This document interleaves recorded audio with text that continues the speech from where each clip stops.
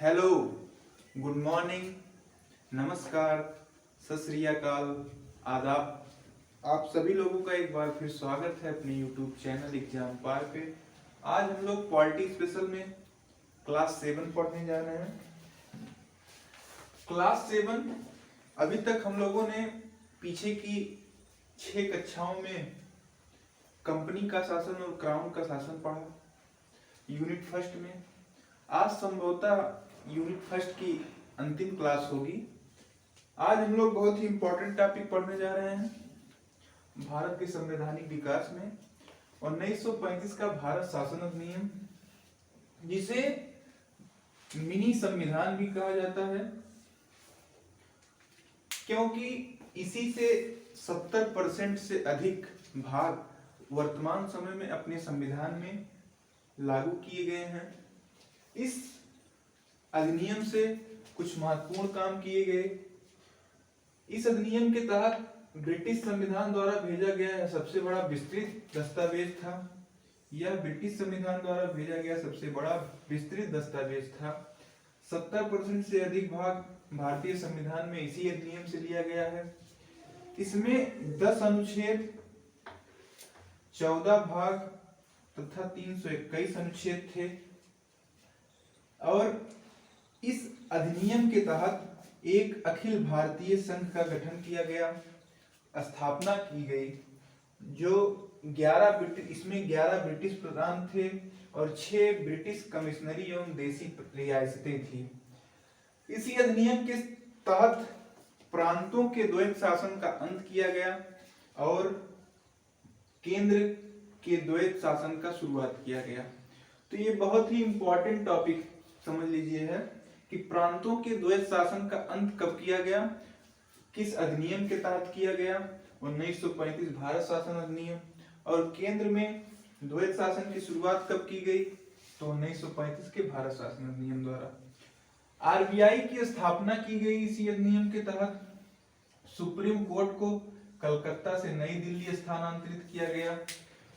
1937 में दिल्ली में एक संघीय न्यायालय की शुरुआत की गई। वर्मा को भारत से अलग कर दिया गया। इस अधिनियम के तहत वर्मा को भारत से अलग कर दिया गया, जिसे वर्तमान में म्यांमार कहा जाता है। शक्तियों का बंटवारा सूची के अनुसार किया गया। इस अधिनियम के तहत शक्तियों का बंटवारा सूची के अनुसार किया गया। संघ सूची में 59 विषय रखे गए, जो केवल केंद्र इस पे कानून बना सकती थी। प्रांतीय सूची में 54 सब्जेक्ट रखे गए। समवर्ती सूची में 36 सब्जेक्ट रखे गए। तो शक्तियों का बंटवारा कुछ इस प्रकार किया गया, 3 अलग अलग सूचियों में। फिर भारतीय परिषद को विघटित कर दिया गया। इस अधिनियम के तहत भारतीय परिषद को विघटित कर दिया गया और 11 प्रांतों में विधानसभा का गठन किया गया, जिसमें से 6 दो सदनीय थे। 11 प्रांत थे विधानसभा के, उसमें से 6 थे दो सदनीय विधानसभा और विधान परिषद वाले। उन 6 में आते हैं संयुक्त प्रांत बिहार, वेस्ट बंगाल, असम, मद्रास और बॉम्बे। असम, जिसे आज वर्तमान में तमिलनाडु कहा जाता है। ये कुछ महत्वपूर्ण थे 1935 भारत शासन अधिनियम के तथ्य। हमने 1935 भारत शासन अधिनियम को पढ़ लिया। अब हम लोग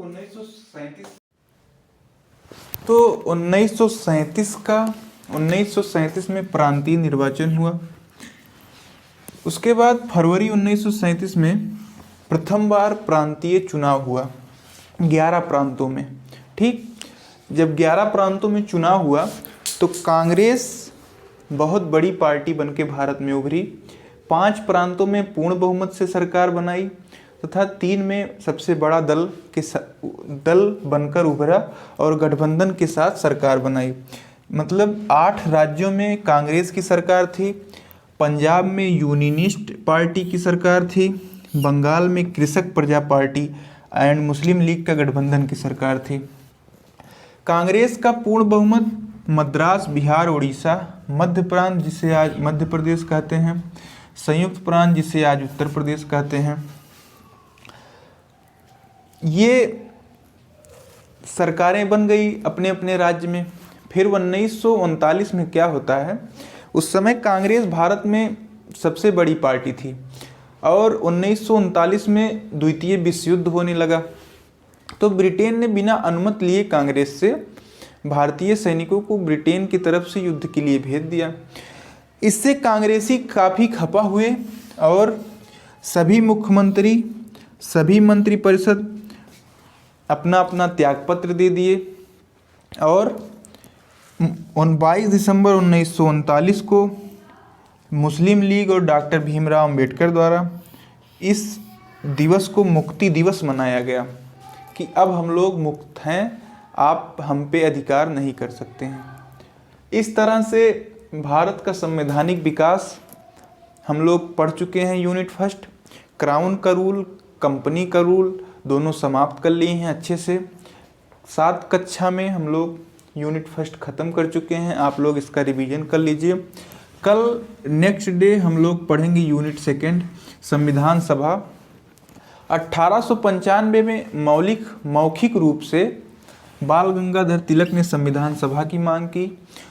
उसके बाद 1934 में एम.एन. राय ने औपचारिक रूप से संविधान सभा की मांग की, जिसे हम लोग कल विस्तृत रूप में पढ़ेंगे। और आज की क्लास को हम लोग यहीं से समाप्त करते हैं।